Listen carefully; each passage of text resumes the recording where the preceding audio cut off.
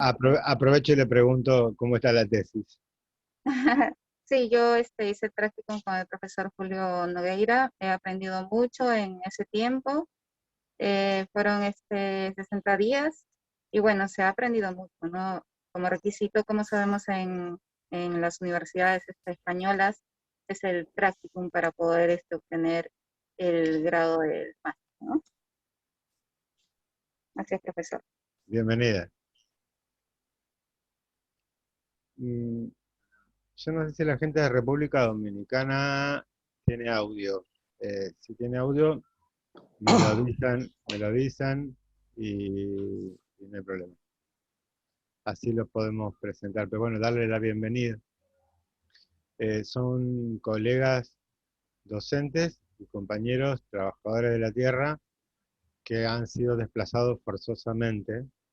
Bueno, han escuchado los testimonios de ellos en las reuniones anteriores, y se están reuniendo en la capilla del Padre Miguel, que es el único lugar en la zona, en toda la zona, pero cuando yo digo República Dominicana, generalmente en el sur nos imaginamos Cancún y Cancún.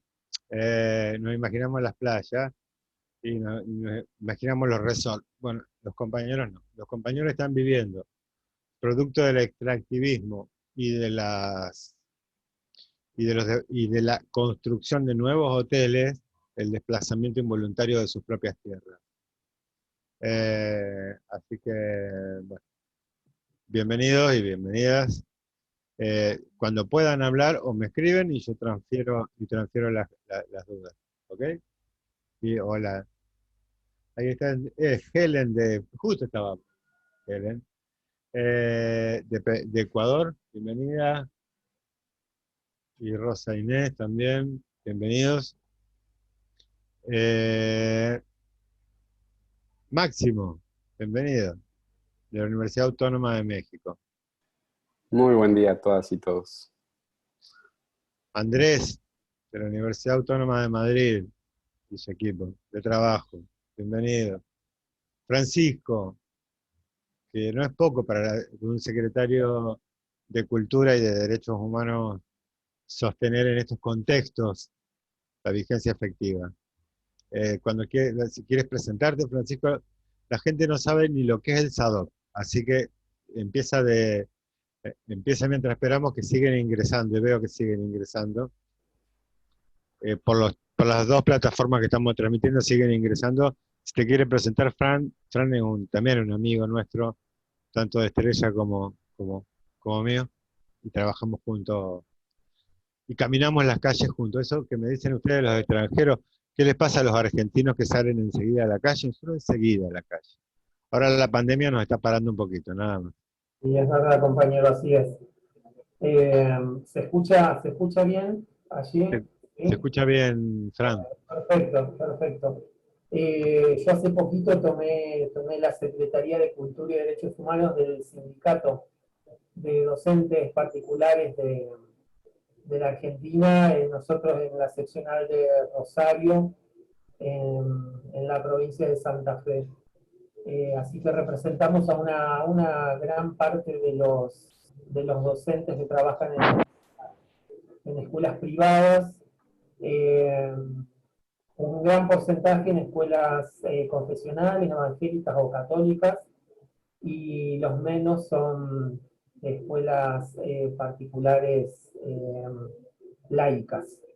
Y bueno, fue un desafío tomar esta tarea, porque además el proyecto que yo traía al sindicato también tenía que ver con el área de diversidad, poder ampliar estos derechos humanos eh, y darle visibilidad a todos los afiliados docentes que pertenecen a la comunidad LGBTQ+, y poder darle visibilidad a esto, porque realmente todos tenemos derecho a educar y a educar en la libertad de quienes somos. Así que bueno, acá estaba el desafío grande, poder ser nosotros mismos frente a los niños y a los padres en cada una de las comunidades educativas donde trabajamos. Así que bueno, nuestro respaldo como sindicato es garantizar estos derechos de enseñar en todas las escuelas. Así que bueno, cuando Julio nos invita y ya desde aquella primera clase y el encuentro con tanta gente de Latinoamérica fue un gusto y un placer que nos hicieran participar. Así que gracias. Bueno, Fran, prepárate, porque después te toca a vos hablar. Bueno, bienvenido, bienvenido, maestro. Helen, buenos días. Para ustedes es muy temprano, ya lo sé. Buenos Ecuador. días, sí, buenos días, Julio, buenos días con todos, sí. Bueno, no tan temprano, las 8:30, ya, Ah, pero bueno. sí, ya anda. Hay varios países que se están preparando para elecciones el domingo, ¿no? Sí, nosotros realmente tenemos las elecciones del domingo, estamos sumamente preocupados porque tenemos miedo que nos hagan fraude en el Consejo Nacional Electoral acá. Hay fuertes indicios de que bueno, no han cumplido muchos procesos que se debían seguir, como en todas las elecciones, no han hecho un cierre del sistema como otras veces y estamos muy, muy asustados. Todas las encuestas, todas las mediciones nos dan la ganancia para Arauz con 10 puntos adelante de Lazo, pero el tema de la función electoral acá nos preocupa mucho. Pero de todas maneras estamos optimistas. Vamos Esperemos a ponernos. sí, que contra todo vayamos y recuperemos estos 4 años de tanta incertidumbre, de tanta pérdida en todos los sentidos. Así que tenemos mucha, mucha esperanza. Bueno, sé que bienvenida, bienvenido a Ecuador. Guatemala y Nicaragua, bienvenido. Están sin audio también por falta de redes. Nicaragua está pasando un momento muy complicado. Colombia también, sobre todo los colegas docentes, están viviendo persecuciones muy fuertes, eh, con desapariciones forzadas de personas, que bueno, estos espacios también nos sirven para crear redes. Dos cosas que les quiero decir antes de pasarle la palabra a Máximo. No olviden lo que nos pidió el padre Miguel, ¿sí? Las cartas para que no autoricen, las vamos a reenviar, las cautas para que no autoricen eh, a, las, a la constructora, no le den el permiso de calidad en la Unión Europea a la constructora que está desplazando en este momento, bueno, varias familias, de las cuales algunas están en la capilla en este momento escuchándolo y no quería olvidar. Bueno, mi tiempo ha terminado, bienvenidos y bienvenidas. Esto se cursa de forma sincrónica y asincrónica en varias redes y después queda colgado en los canales del Centro de Investigaciones. Así que bueno, lo vamos a invitar a Máximo de la Universidad Autónoma de México a presentarla básicamente a una gran amiga y una excelente profesional que ha tenido la suerte de poder jubilarse. Esto corre por mi puerta, por mi parte, nada más. Y bueno, y apoyemos todo el domingo el tema del respeto, por favor, a las garantías mínimas en toda América Latina. En toda América Latina y Caribe, que estamos pasando por un momento que se oculta, sobre todo se oculta acá en el sur, pero que a nivel internacional es extremadamente importante. Máximo, estás vos. Muchas gracias, Julio. Muy buenos días a todas y todos ustedes desde todas las latitudes. El día de hoy tenemos el gusto de presentar a la profesora Estrella Matía, quien es profesora de Historia y Educación Cívica por el Instituto Nacional Superior de Profesorado de Rosario, licenciada en Historia por la Pontificia Universidad Católica de Argentina, diplomada en Ciencias Sociales en Flaxo Rosario, postitulada en Investigación Educativa de la Universidad Nacional de Córdoba, postitulada en Formador Superior en Investigación Educativa por el Instituto Superior del Magisterio Tiene una experiencia docente muy amplia, trabajos publicados en diferentes revistas de investigación y entre otros cargos desempeñados en la administración pública se destaca que fue especialista, en las áreas de ciencias sociales y formación ética y ciudadana para la elaboración de la reforma curricular para la escuela media para jóvenes y adultos, coordinadora del área de ciencias sociales para la educación superior del Ministerio de Educación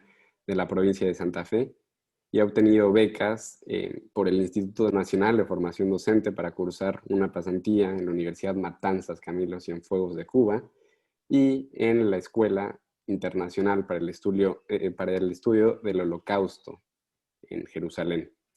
Eso es lo que podemos decir sobre ella, muy a grandes rasgos, y sin más la dejamos para la disertación del día de hoy, que es la educación censurada, el caso argentino de 1976 a 1983. Muchas gracias, profesora. Bueno, buenos días a todos y a todas. Quiero preguntar ¿qué tengo que apretar para aparecer en la pantalla completa? ¿O ustedes me ven? ¿Ustedes me ven? Bueno, ok. Primero agradecer... Perdón. Sí. Si ¿Tienes filminas para compartir? Por las dudas, Para compartir. Listo. Entonces te habilito para compartir. Estas son cuestiones técnicas. Después de la excelente presentación de Máximo, ¿no? Yo preguntando cuestiones caseras. Y ya te habilito la pantalla completa. Bueno.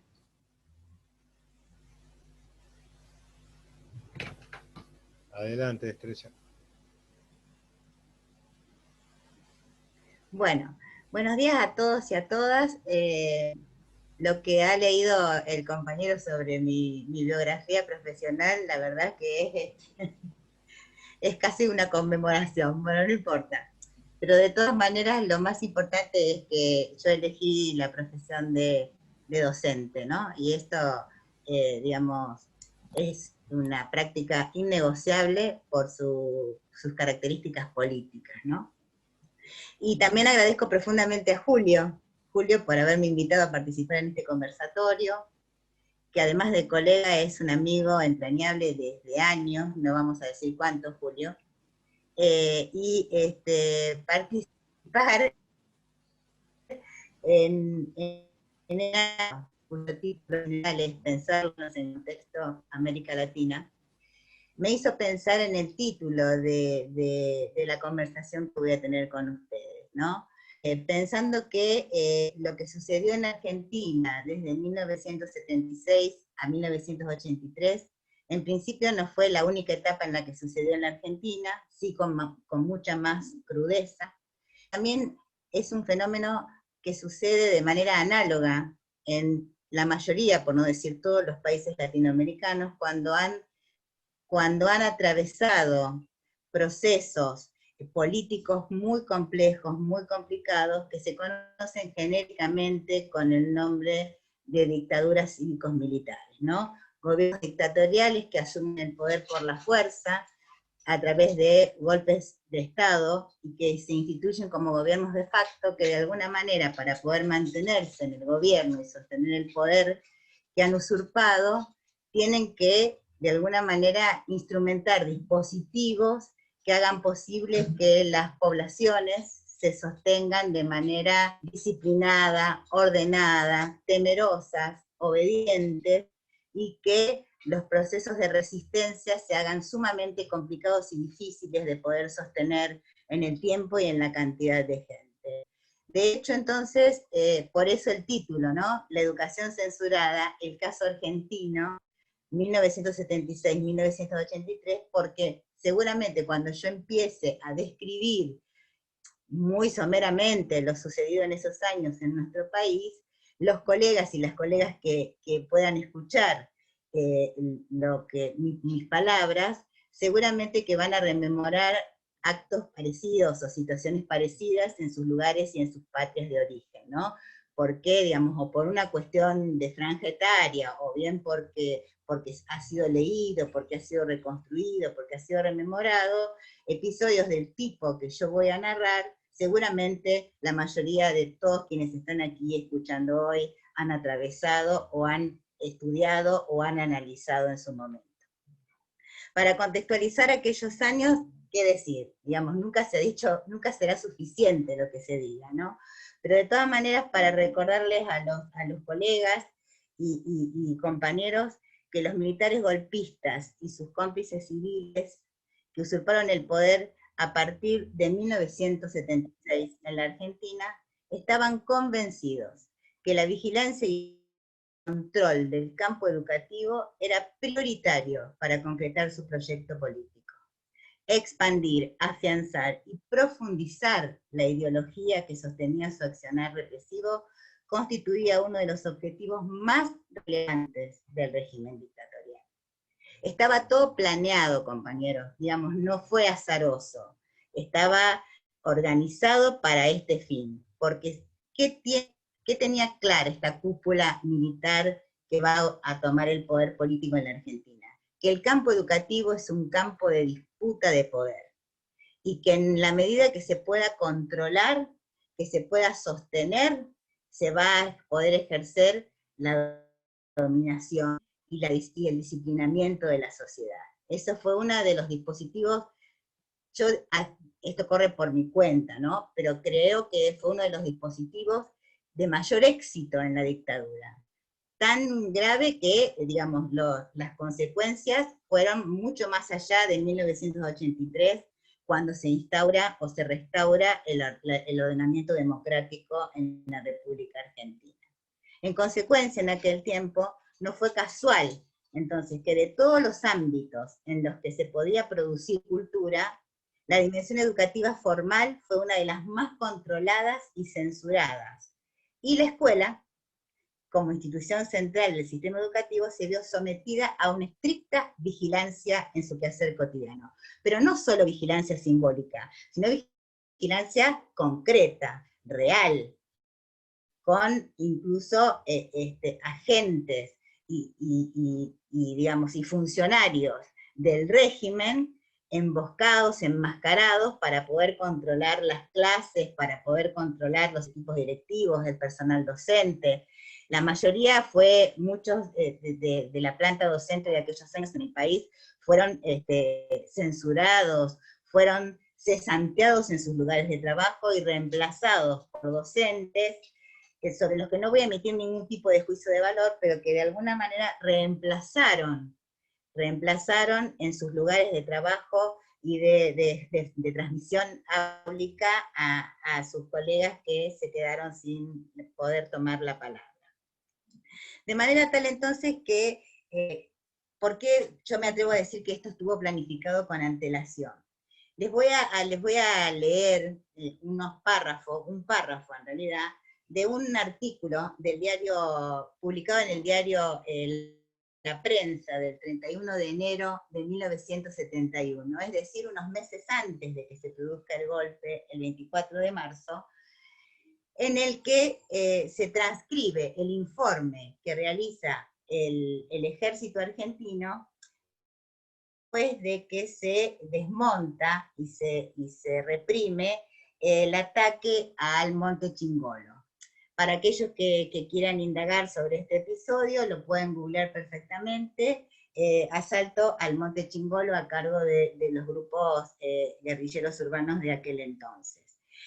Para poder publicitar el éxito, entre comillas, de la represión ejercida en esa instancia por las fuerzas del ejército, esta fuerza envía al diario La Prensa el informe sobre la operación. Y entonces, entre lo que dice ese texto, se señala que ellos plantean que debe insistirse sobre la extrema juventud de los extremistas, su origen común, estudiantes que concurren a los niveles secundarios y terciarios de la educación, lo cual permite inferir graves conflictos, tanto en la influencia y despreocupación recibidas en ciertos hogares, como en el tipo de enseñanza que reciben, responsabilidad que sin duda debe mover a la reflexión sobre el necesario control de la educación.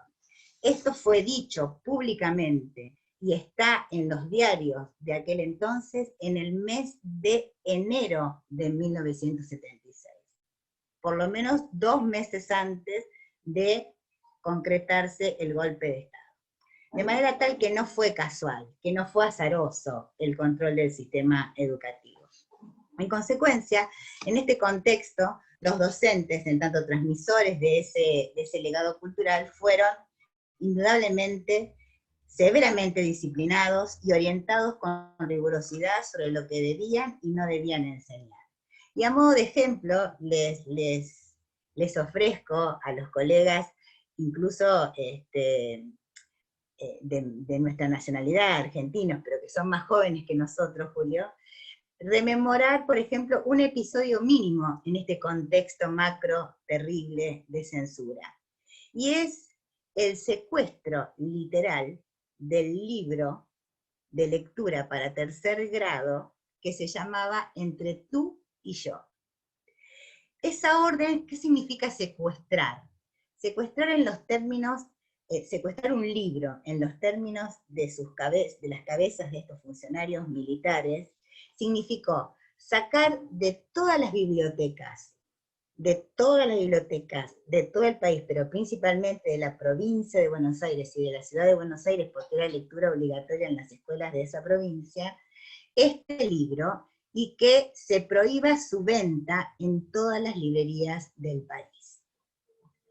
El general Ovidio Solari, que era el ministro de Educación de la provincia de Buenos Aires en 1977, argumenta y legitima este secuestro porque plantea que este texto, hablando del libro, al que se refiere como un panfleto, ni siquiera como un libro de lectura, dice que este texto pretende atacar o lesionar el orden social que nos es propio, y en especial la familia. Este panfleto, dice, puede obedecer a un plan de penetración ideológica, contrario a todos los valores que se procura restablecer a través del proceso de reorganización nacional, y tiende a minar la integridad moral del país con fines inconfesables.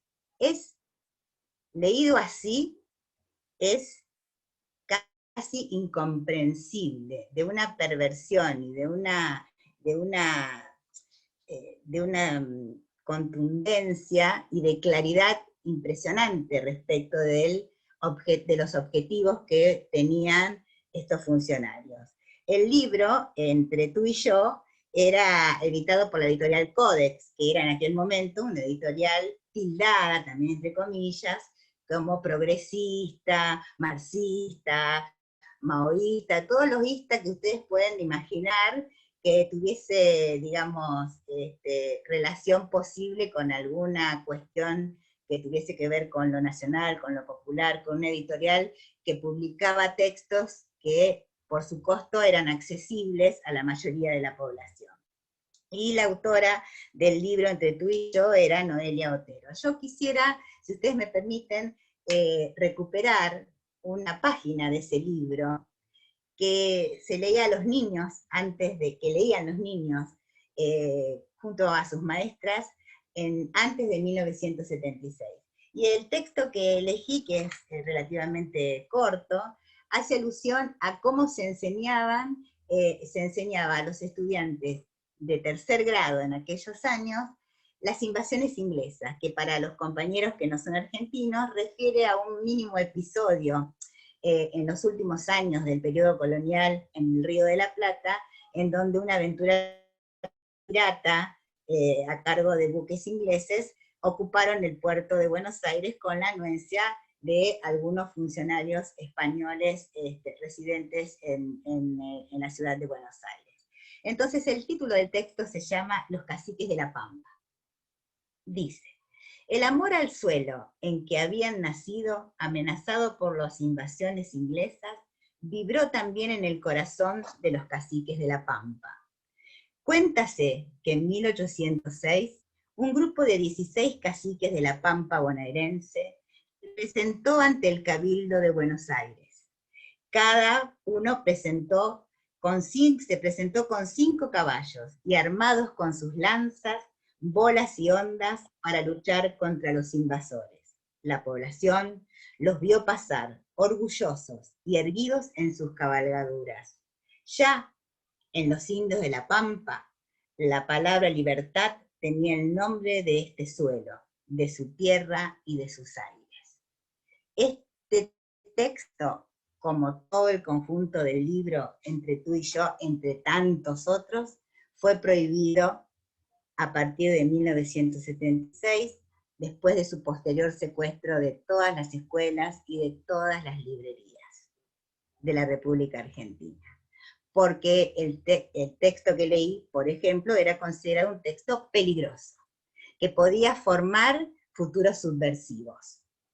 Digo, lo traje y lo recuperé para que podamos empezar a tomar conciencia de cuáles eran los motivos, el discurso que sostenían estos funcionarios y digamos, qué era lo que ellos consideraban peligroso. Como este texto habla de libertades, y habla de los indios, y habla de cómo apoyaban la causa de poder defender el territorio, ellos consideraban que este texto es, de hecho, peligroso, porque quiebra el orden institucional, y porque de alguna manera indisciplina a la sociedad y a los niños que estaban en pleno proceso de formación. En este sentido, Benito Villarreal, que por entonces era subsecretario de Educación en el año 1977, cuando en alguna oportunidad fue a la ciudad de Tucumán a inaugurar un evento cultural, enunció claramente los objetivos de este gobierno usurpador, diciendo: es propósito del gobierno central realizar en este año todos los esfuerzos para recuperar la escuela como centro de formación. Tal tarea se cumplirá a través de una jerarquía de valores, integrada por una primacía del ser sobre el tener, y con una pedagogía tendiente a reafirmar una concepción trascendente del hombre. El concepto de patria fue socavado, y es preciso retomar la idea de los símbolos patrios y de la ejemplaridad de los próceres. Se enuncia claramente que todo lo anterior había sido terrible desde su perspectiva, obviamente. ¿Por qué? Porque había corrido lo que se suponía era la tradición de la identidad nacional. Todo esto que yo estoy planteando, que estoy recuperando, de hecho los compañeros y colegas lo podrán, digamos, asociar básicamente con el discurso más ortodoxo, más oscuro, más tremendo de cualquier grupo que pueda considerarse de derecha, ¿no? Digamos, ese nacionalismo fundamentalista, a ultranza, que se sostiene sobre los principios de la religiosidad cristiana y de Occidente como posibilidades sin alternativas de crítica ni de transformación. Esa era la lógica con la que se movía esta gente. Y entonces, desde esta perspectiva, la doctora Cecilia Braslavsky, que seguramente la conocerá la mayoría de quienes están aquí hoy compartiendo este conversatorio, en el año 1986 escribe un artículo en la revista Temas de Psicopedagogía que se llama La situación heredada en 1983, apuntes para su diagnóstico. Y entonces ella allí lo que plantea es que durante estos años se pusieron en práctica mecanismos de orden y mando para llevar a cabo la propuesta enunciada.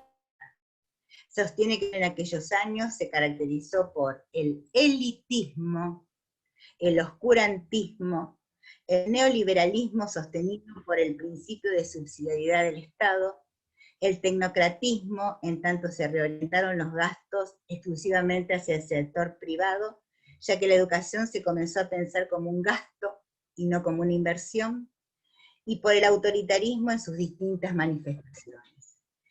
La autora considera además que estas características se entramaron entre sí, y a lo largo de todo ese periodo de la dictadura, en cada una de las escuelas y en toda la extensión del territorio. Se naturalizaron estos comportamientos, se instituyeron de alguna manera estos comportamientos y estas lógicas, por lo que a veces poder diferenciar y distinguir cada una de estas dimensiones en el análisis de la escolaridad de aquellos años resulta por lo menos complicada para poder diferenciar, ¿no?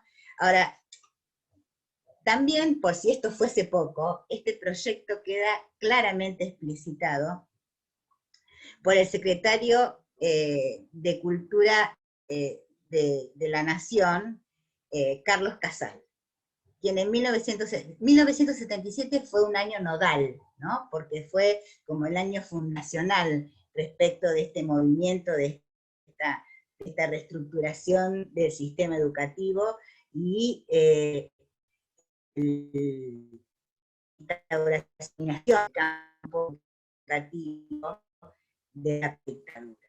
El año entonces enuncia claramente cuál es el proyecto educativo de la dictadura y Raúl Casal se va a encargar de decirlo.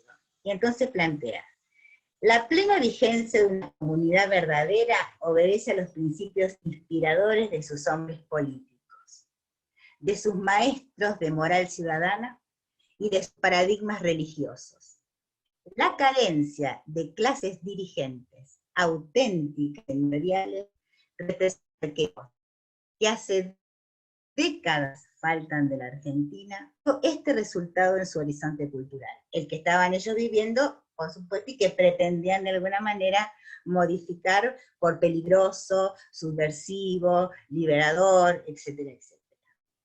Las causas del cuestionamiento de la cultura tradicional argentina radican en las despreocupaciones espirituales, la masificación con pérdida de la autonomía personal, agudizada por el mal uso de los medios de comunicación social y de la tecnología, que a veces también se utiliza como medio o instrumento de dominación, y la inexistencia o subversión de la jerarquía o escala de bienes culturales dentro de la comunidad, factores negativos dentro del contexto cultural argentino son el culto de la juventud o rechazo de la vieja concepción republicana de la necesidad de clases rectoras y ejemplares, el cuestionamiento del concepto de herencia tanto espiritual como material y los intentos de ruptura con el argentino. Vamos a pensarlo por oposición. Entonces, todo lo que yo acabo de enunciar, que dijo en su momento Raúl Casal, es todo lo que se va a intentar restaurar a partir de 1977 en función de la reestructuración del sistema educativo formal, instrumentando una fuerte censura y disciplinamiento en el sistema. De manera tal que se percibió con suma claridad entonces cuáles iban a ser los objetivos, ¿no?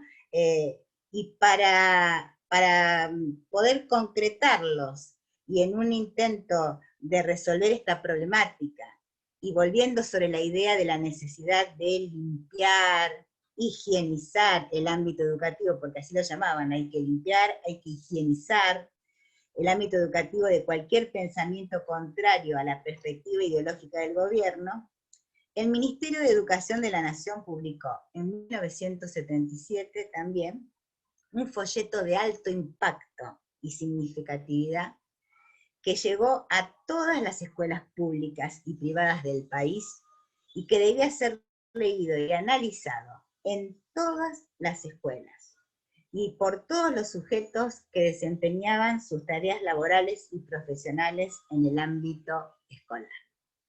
Este documento oficial, que ustedes lo pueden encontrar, cualquiera de ustedes lo puede encontrar en las redes porque tiene lectura libre, se tituló Subjunto Educativo. Conozcamos a nuestro enemigo. Yo quiero aclararles que reconstruyamos en nuestras cabezas esa escena, ¿no? Esa escena es un folleto de casi 50 páginas que llega a todas las escuelas y a todas las instituciones de nivel inicial, primarias, secundarias y educación superior y universitaria del país, que quedan depositadas en las mesas de la sala de maestros, de las salas de profesores, y que en las reuniones plenarias los de poder leer y los maestros tenían que poder escuchar atentamente para mantenerse alertas por si alguna de las cuestiones que se planteaban en este texto pudiesen suceder y obviamente denunciarlas. Solamente a modo de ejemplo, en el capítulo primero, porque los invito a hacer una lectura pormenorizada, con más tiempo, individuales, para que si ustedes lo desean en algún momento nos podamos encontrar y analizarlo en su totalidad, pero en el capítulo primero este documento dice, bueno, se despliegan los conceptos generales que tendrían a explicar la situación que había precedido al golpe de Estado, y para que dicha explicación fuera contundente, en las primeras clases se el comunismo, ¿no? Y además se lo caracterizaba, a lo que estaba pasando en ese momento en la República Argentina, como la agresión marxista internacional. Esto que yo digo, agresión marxista internacional, lo ponen entre comillas porque así lo dice el texto. Y también en este primer capítulo definen lo que para ellos es la subversión. Y dicen, la subversión es toda acción, clandestina o abierta, insidiosa o violenta, que busca la alteración o la destrucción de los criterios morales y la forma de vida de un pueblo, con la finalidad de tomar el poder o imponer desde él una nueva forma basada en una escala de valores diferentes. A continuación, se desarrollan minuciosamente las etapas del desarrollo de la subversión para anclar en la descripción del esquema de la subversión en la Argentina. En el capítulo segundo, los autores del folleto se ocupaban de organizaciones subversivas, las van enunciando una por una, que operan en el ámbito educativo, designándolas bajo la nomenclatura general de bandas de delincuentes, indicando que en aquellos momentos el potencial de estas bandas ha sufrido un serio desgaste. No, digamos, esta frase, el potencial de estas bandas ha sufrido un serio desgaste, uno infiere a partir de los análisis posteriores que se han realizado, que refieren de alguna manera a lo que nosotros hoy conocemos como los detenidos desaparecidos, o aquellos que después fueron, digamos, blanqueados, por decirlo de alguna manera, y hechos como prisioneros políticos legales, por decirlo de alguna manera. En el capítulo tercero se centraba en la estrategia para hablar de la subversión en el ámbito educativo, porque atendiendo a las características dinámicas de los procesos culturales y educativos, y a la necesidad de ir captando en forma progresiva la conciencia de los argentinos, la subversión, dicen ellos, implementó un sistema que le permite mantener el eslabonamiento ideológico entre las generaciones que concluyen su ciclo educativo con las nuevas que ingresan en los primeros grados del mismo. En este capítulo el documento se detenía en los modos de acción de la subversión en los distintos niveles educativos. En el inicial, el primario, el secundario, el terciario, y a modo de ejemplo les voy a leer algunas de las indicaciones que sugieren tener en cuenta para los distintos niveles educativos, sobre todo para el nivel inicial y en la educación primaria. Yo quiero recordarles, sobre todo a los colegas de otros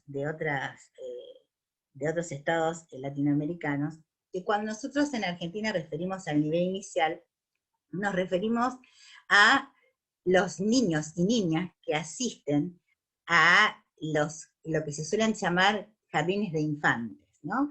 Que oscilan entre 4 y 5 años. Y la educación primaria, que abarca desde los 6 años hasta los 12 años como máximo. Esa es la población estudiantil a la que había que vigilar y controlar, y para los cuales se daban las siguientes indicaciones a los maestros a través de este documento. A. El accionar subversivo se desarrolla a través de maestros ideológicamente captados que inciden sobre las mentes de los pequeños alumnos, fomentando el desarrollo de ideas o conductas rebeldes, aptas para la acción que se desarrollará en niveles superiores. B. La comunicación se realiza en forma directa, a través de charlas informales y mediante la lectura y comentario de cuentos tendenciosos, editados para tal fin. En este sentido, se ha advertido en los últimos tiempos una notoria ofensiva marxista en el área de la literatura infantil. En ella se propone emitir un tipo de mensaje que parta del niño y le permita autoeducarse sobre la base de la libertad y la alternativa.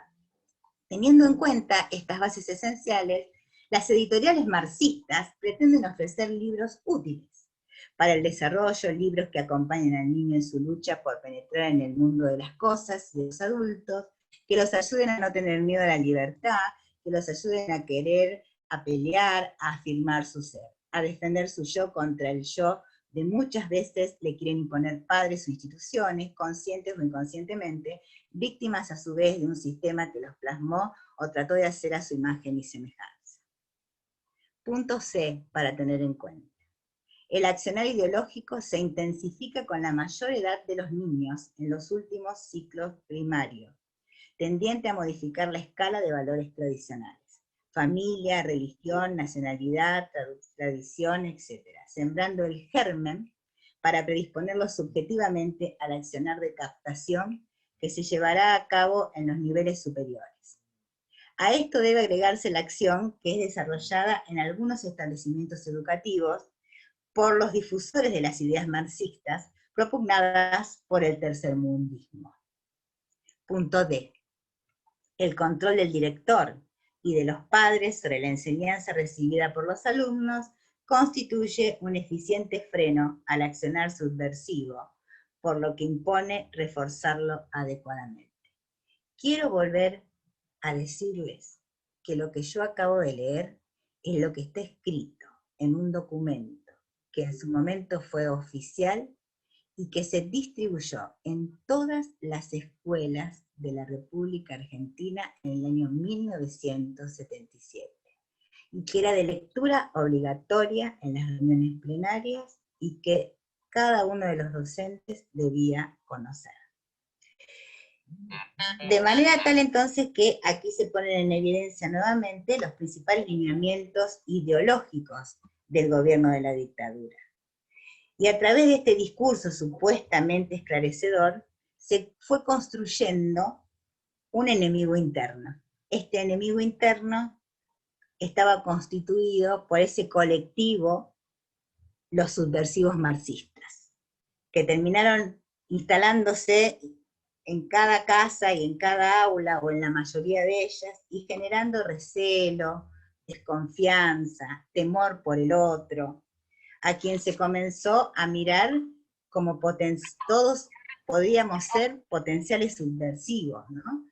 Mientras tanto, el miedo impregnaba la cotidianeidad, y se terminó pensando que en cualquier momento podría producirse algún ataque de algún grupo subversivo, digamos. Esto es lo que se estuvo naturalizando durante tantos años, sin quedar sintetizado con posterioridad en el algo habrán hecho, en el no te metas, no hagas política, no participes porque te puede pasar algo. Y en este sentido entonces fue construyéndose en forma progresiva el imaginario social acerca del peligro en el que se encontraba la infancia, mientras se continuase inculcando a los niños desde muy pequeños una ideología extraña. Ideología extraña va también siempre entre comillas, ¿no? Que los alejaba de sus orígenes, de su historia.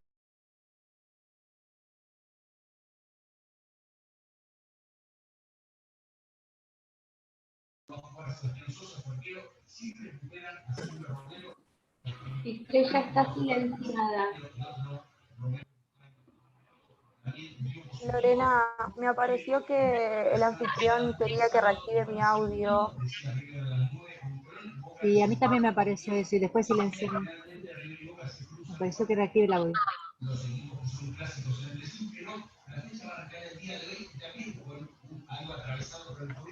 No sé quién está como anfitrión, pero como que han tocado algo.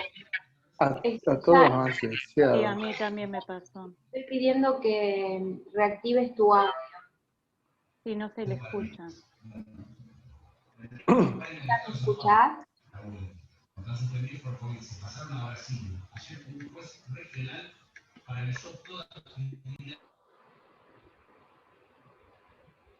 Estrella. Estrella, ¿me escuchás? Estrella, no escuchamos. Estrellas no se escucha, tiene el micrófono apagado. Sí, le estoy... ¿Ahora me escuchan? Sí, Ahora sí. Ahora sí. Sí. Bueno, Ahora sí, Estrella, un gusto. sí, digo que la meta de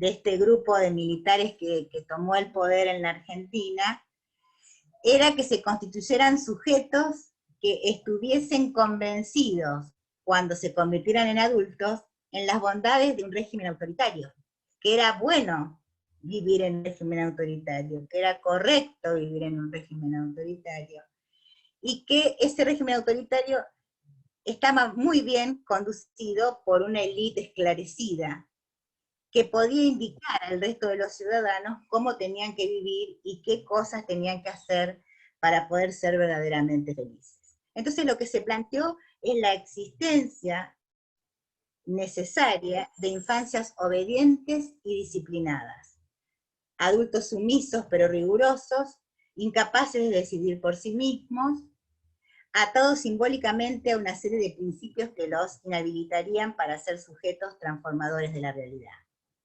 Entre las tantas cosas que odiaron a la psicología y a los psicólogos, obviamente, porque consideraban que se inmiscuían en la privacidad de los sujetos, de hombres y mujeres, de la patria, y se inmiscuían en los problemas de las niñas.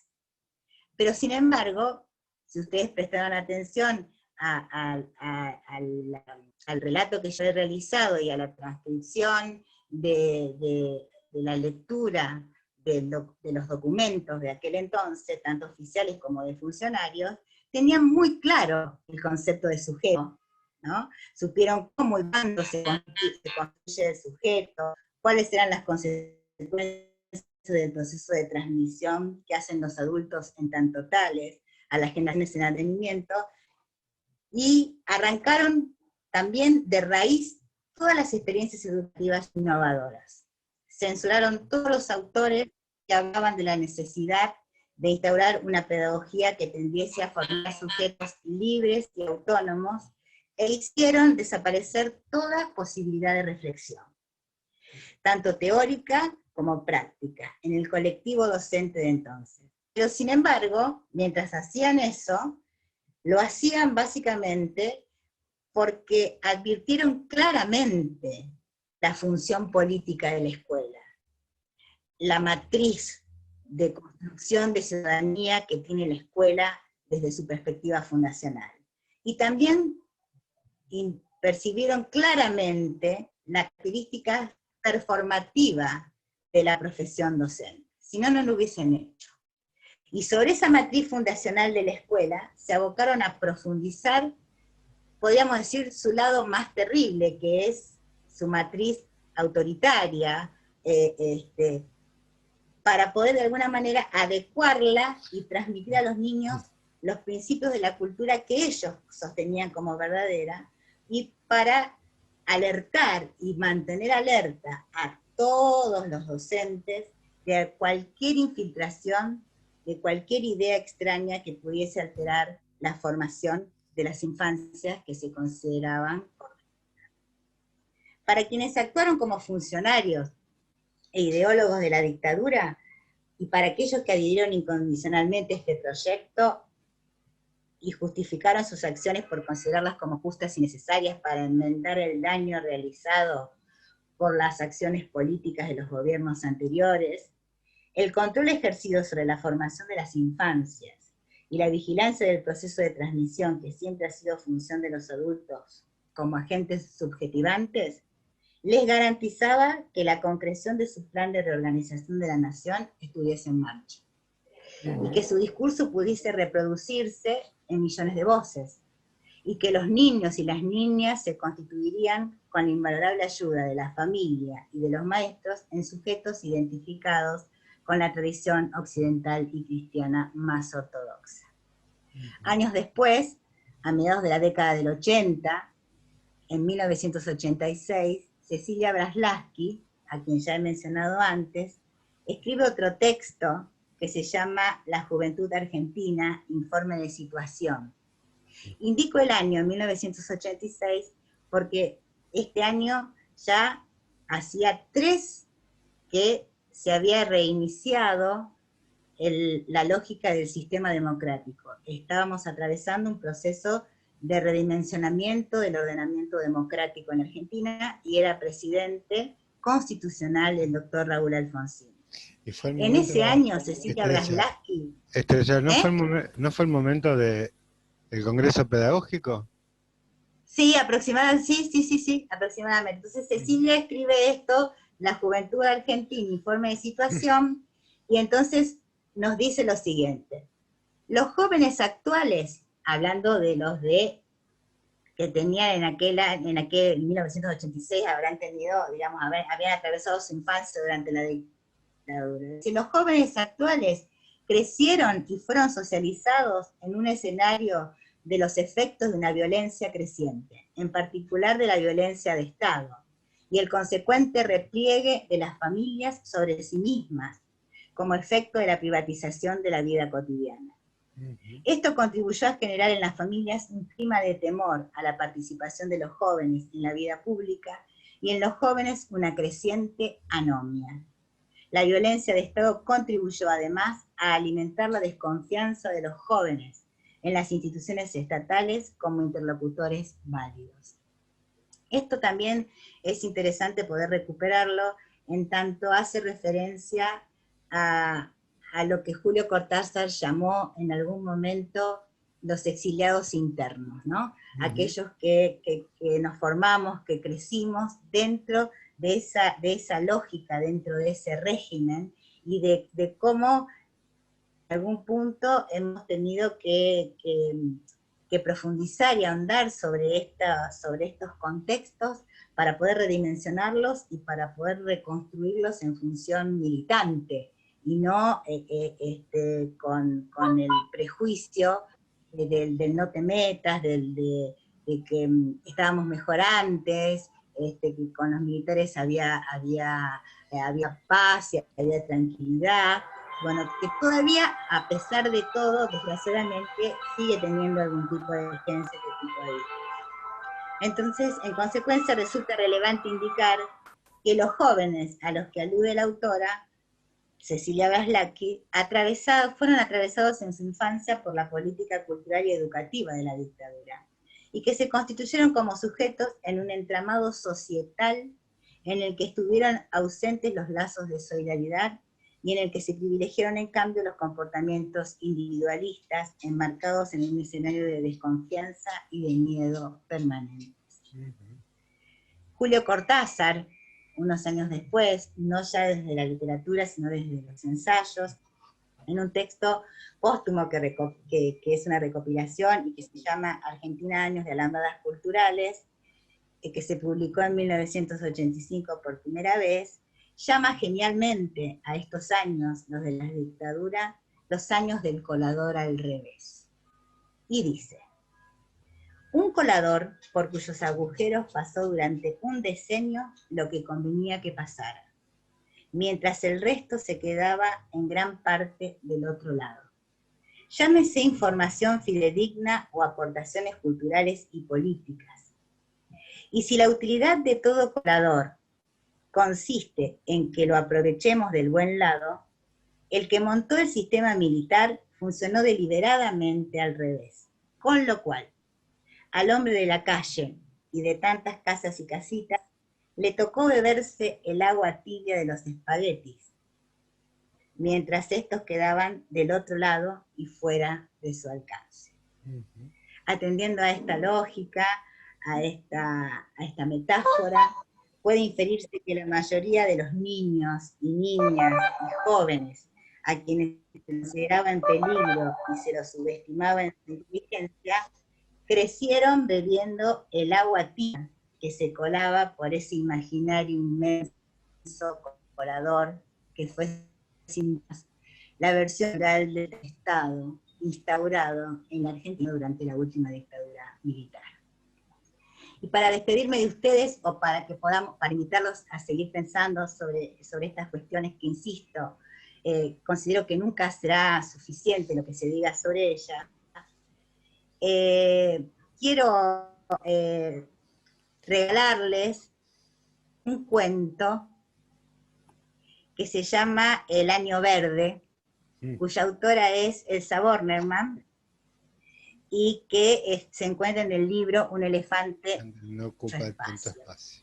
Este libro, como tantos otros, fue prohibido por el decreto 3155 del Poder Ejecutivo Nacional en octubre de 1977. En ese decreto está todo el listado, penoso listado de todos los textos que fueron prohibidos por la dictadura.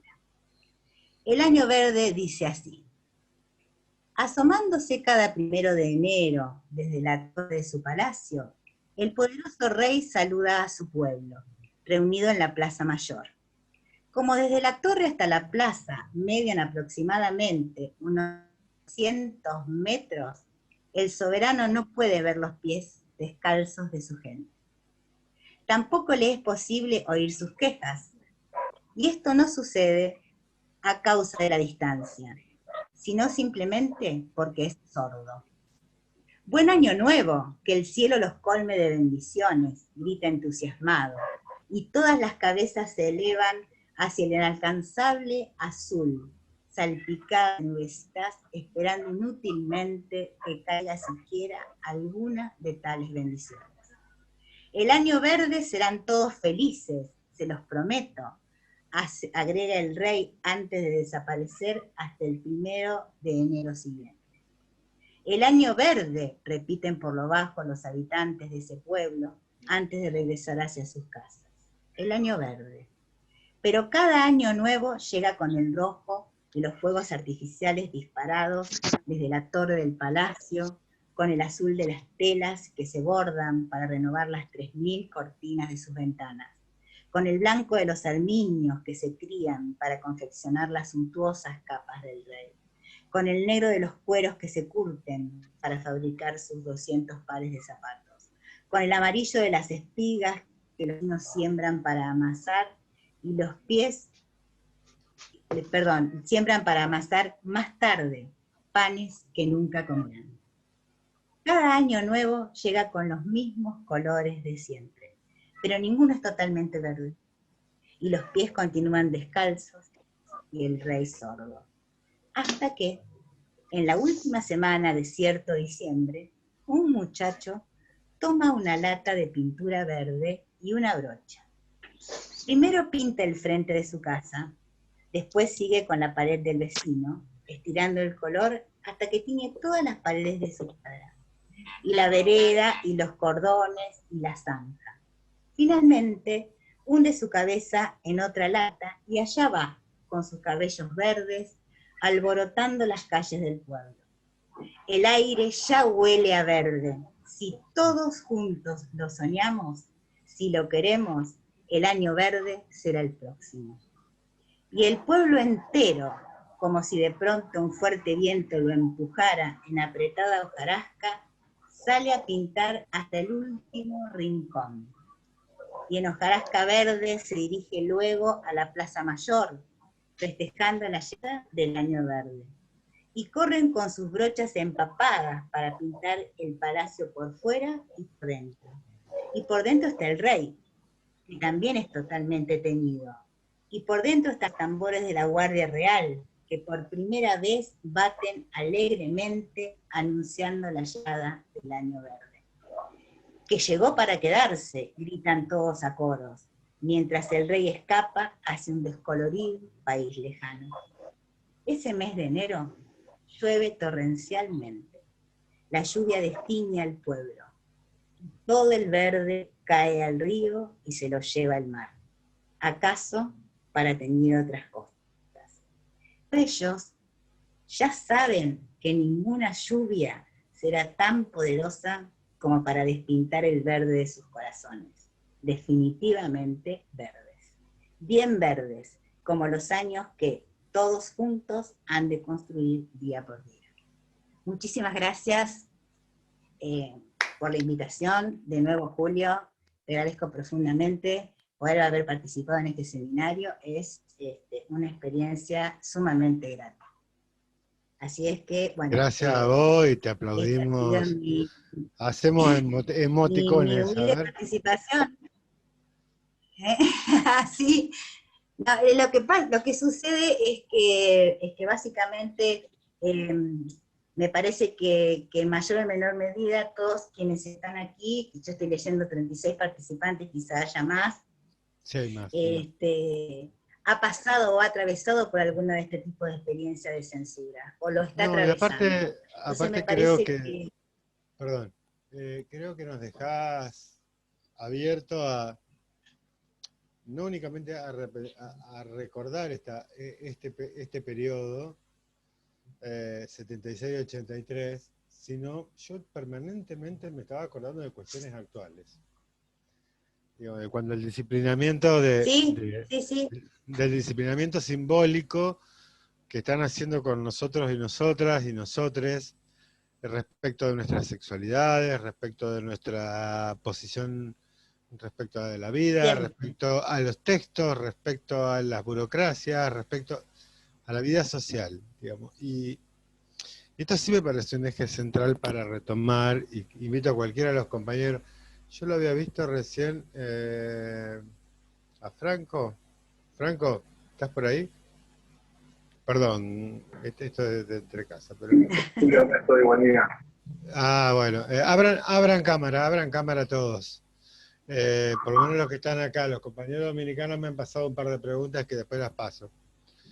Me parece que esto nos da para pensar, a ver.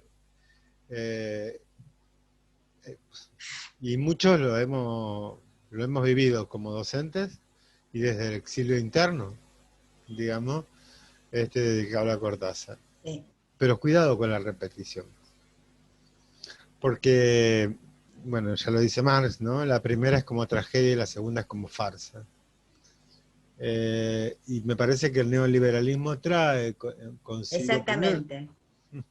Me parece, Julio, discúlpame porque si no después me olvido. Me parece que esa es la batalla, ¿no? Me parece que el campo educativo es el campo en donde se sostiene la lucha más consistente, más ardua, el campo cultural, porque es tan sutil, es tan... y está tan difícil de visibilizar, hay que estar tan alerta que y a su vez tan para muchos de los colegas y para muchos de... Y a su vez tan constituyente, ¿no? Exactamente.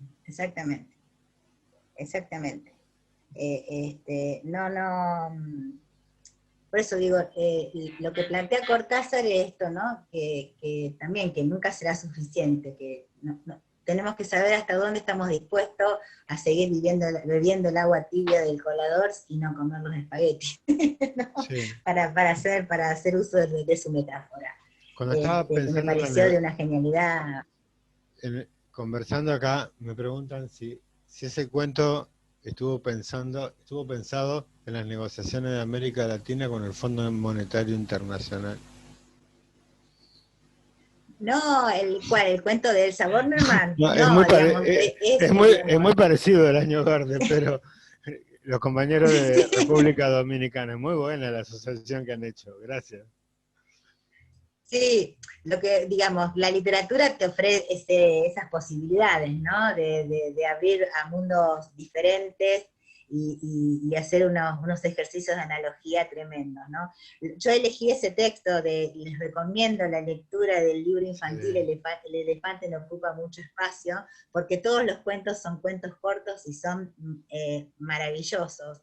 Pero yo elegí El Año Verde precisamente porque hace una inferencia muy sutil, pero que por supuesto los funcionarios de la dictadura se dieron cuenta, obviamente, a los gobiernos dictatoriales, ¿no? A la distancia que existe entre los gobernantes y los gobernados en un régimen autoritario, alejado de, digamos, de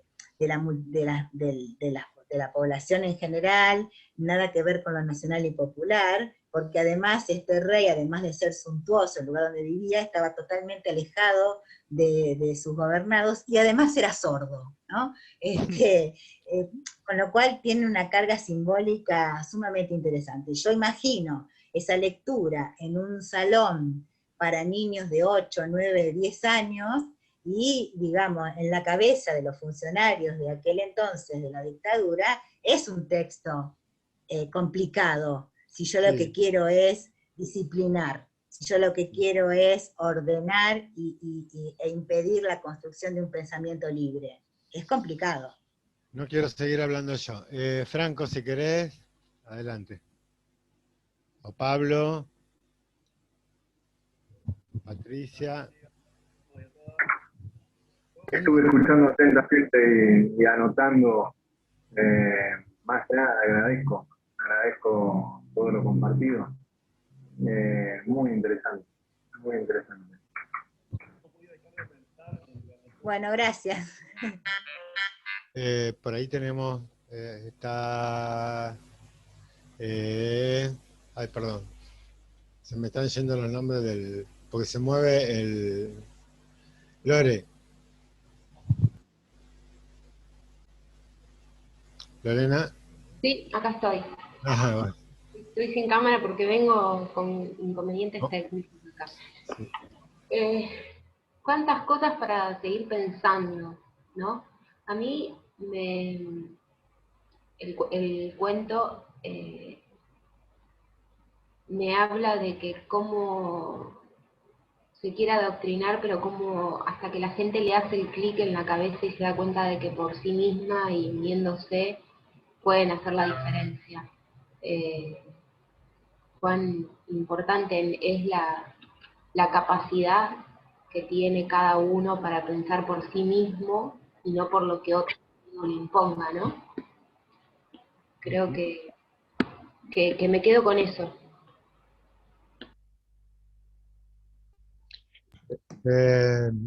No sé si había alguien más. Yo sé que acá hay muchos, que no tienen por qué decirlo, obviamente, muchos compañeros y compañeras de distintas disciplinas que han pasado por esos años. Y nos hemos formado en esos años. Hay una cosa que me gustó, aparte de la dominación simbólica, diría por ti, que planteó que esto se repite en varios países de América Latina, el Caribe, África no lo puedo hablar porque no conozco el sistema. Esta es una ausencia que tenemos en nuestras historias. Nosotros conocemos más Asiria y Caldeo, y no conocemos la historia de África, que dicen que es riquísima, por la formación, que es un disciplinamiento excluir también. Pero también sé que hay compañeros y compañeras que han pasado esa época y han pasado terriblemente. Quiero primero agradecerte, no tomarte más tiempo. La profesora, amiga, dejó material que va a estar disponible para todos, para todas, para todos. Para mí fue brillante. Creo que merece otra instancia de reflexión. Cuando podamos leer el material, ustedes juntarse en los distintos grupos. Quiero aclarar algo. Sí. Pero también, para terminar o para seguir reflexionando, sobre todo porque hace unos días que ha sucedido la conmemoración del evento, que dentro del proceso de la dictadura y también dentro del sistema educativo formal, hay un suceso que es la soberanía sobre las Islas Malvinas, que también es muy controvertido y muy controversial y que se entrama con la declaración de guerra que se hizo desde el gobierno de facto el 2 de abril de 1982. Digo, forma todo parte del conjunto tenebroso y oscuro de aquel tiempo, ¿no? Entonces me parece que eso también amerita para que podamos reflexionar y no escindir ese evento de la guerra por fuera de la dictadura, ¿no? Porque forma parte, está integrado dentro de este complejo proceso que nos atravesó durante tantos años y nos sigue atravesando en sus consecuencias, pero me parece que siempre es fundamental poder volver a traer presente estas cuestiones para poder debatirlas, para poder reflexionar sobre ellas, y para poder de alguna manera seguir construyendo posibilidades democráticas, ¿no? Y sobre todo en la escuela, que es donde nosotros nos sostenemos, y no pensar solamente como un lugar en donde se construye autoritarismo, sino en donde es un espacio de construcción política de ciudadanía. Por eso siempre todos están tan atentos a la educación y a la escuela, porque es el espacio en donde lo político se construye con toda la fuerza. Contra todos aquellos colegas y colegas que piensan que en la escuela de política no se habla, la política está inscrita en la escuela. En el capital simbólico. Independientemente te diría, claro. Sí, sí. A ver, una pregunta más, nada más. Si no se escucha, ¿sabes por qué? Porque le da muy bajo el sistema que tiene en este momento. Tiene conectado a algo. Dice, el ancho de banda de la red de Estrella es muy bajo. Pero no importa, no se escuchó esta última, se escucha cortado, nada más, pero se termina de escuchar. Pero va a quedar colgado, así que quédense tranquilos, tranquilas, tranquiles. Sí. ¿Alguien Personalmente, Julio, sí. Disculpame, cuando se habla de ese periodo de la historia argentina, me resulta muy movilizante, pero a la vez intimidante por no haber, como dijiste, a mí no me tocó vivirlo, pero con lo que dijo recién, mencionar esa labor educativa, emancipadora, como hablamos siempre en la cátedra, de generar espacios participativos de los chicos, como verdaderamente, no como una cuestión burocrática de registro de organismos estudiantiles solamente, que en ese momento fueron los principales perseguidos. En ese sentido, es que por ahí moviliza e intimida referirse a ese periodo histórico. Así que espectacular el registro del seminario de... Vos sabés que yo, y ya te vas a dar cuenta, digo, en la planificación siempre lo tengo ese cuento. Es un libro muy chiquito que a los que trabajan en los espacios de investigación se los voy a regalar porque no era caro. A ver, les cuesta mucho entenderlo a los alumnos de primer y segundo año de la facultad, entender la metáfora. Y esto es también producto de una historia que, como dijo Estrella, nos expropiaron la cultura. Si no fue únicamente un genocidio, sino también hubo etnocidio cultural. Y seguramente pasa en Perú, ya acá me están diciendo que Ecuador. En Ecuador están viviendo un momento de represión cultural bastante fuerte, en Guatemala, en Colombia. Bueno, me están pidiendo que te vuelva a invitar, así que volvida a invitar. No, vuelta a invitar. Sí, lo que no perdamos, como es lo que hacemos nosotros, aunque sea en la virtualidad, Estrella, con Silvana, con el grupo de compañeros y compañeras que tenemos, Fran, colegas, no perdamos el corazón verde.